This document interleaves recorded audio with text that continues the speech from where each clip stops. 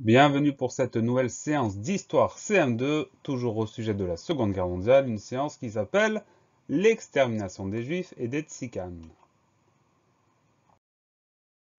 Nous poursuivons notre leçon d'histoire. Cette leçon porte sur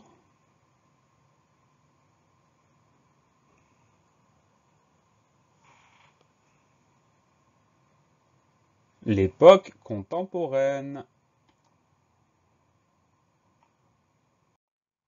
En résumé, souvenons-nous, certains Français n'acceptent pas la défaite de la France et refusent de collaborer avec les Allemands. C'est le cas du général de Gaulle. Depuis Londres, il appelle les Français à continuer la lutte avec lui. C'est l'appel du 18 juin 1940. En France, des personnes s'allient pour lutter contre les Allemands. Le plus célèbre est Jean Moulin, qui essaye d'organiser la résistance. En 1942, l'Allemagne domine l'Europe.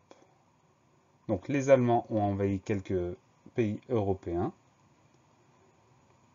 Le territoire du Grand Reich, c'est l'Allemagne, c'est la couleur la plus foncée et très étendue. Et un certain nombre de pays sont sous contrôle allemand. À la tête du Troisième Reich, ça veut dire de l'État allemand, on trouve Hitler. Dès son arrivée au pouvoir en Allemagne, en 1933, Hitler a imposé le nazisme. C'est une doctrine raciste et antisémite. Donc le régime totalitaire qu'il a créé et imposé, ça s'appelle le nazisme. C'est une doctrine raciste, ça veut dire qu'il considère que la race allemande est supérieure aux autres races. Et antisémite, ça veut dire qu'il est contre le peuple juif, contre la religion juive. Les nazis pensent que les Allemands sont une race supérieure.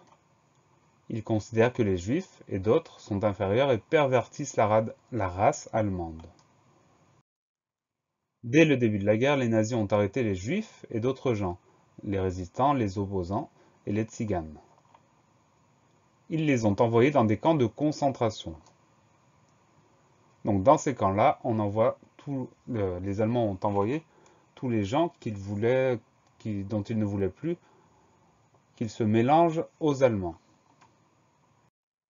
Un camp de concentration est un camp où les prisonniers doivent travailler dans des conditions très difficiles. La mortalité y est importante parce que le travail est difficile et parce que les conditions de vie sont très très difficiles également. À partir de 1942, les nazis mettent en place la solution finale. Donc cette fois-ci, ils vont décider d'exterminer les juifs et les tziganes. Ça veut dire ils vont plus se contenter de les arrêter, de les envoyer dans des camps, ils vont les tuer.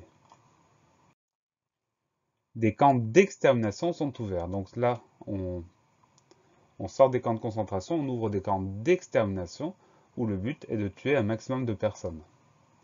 Ce sont des camps où les prisonniers sont envoyés pour être tués. Donc deux images d'illustration montrent ces camps d'extermination. Ces camps étaient notamment équipés de chambres à gaz qui permettaient de tuer les déportés en les asphyxiant. Voici une photo d'une chambre à gaz. Au total, plus de 5 millions de juifs ont été tués, ainsi que presque tous les tziganes d'Europe. Pendant ce temps-là, la France est dirigée par Pétain, qui décide de collaborer avec les Allemands, c'est ce qu'on a vu dans les séances précédentes. Le régime de Vichy met donc en place des lois contre les Juifs. Comme le régime de Vichy, Pétain à sa tête collabore avec les Allemands, ils vont accepter les demandes des Allemands et vont mettre en place des lois antisémites donc contre les Juifs. Il les oblige à porter une étoile jaune pour les reconnaître. Il leur interdit certains métiers. Il les arrête et les envoie dans des camps de concentration puis d'extermination.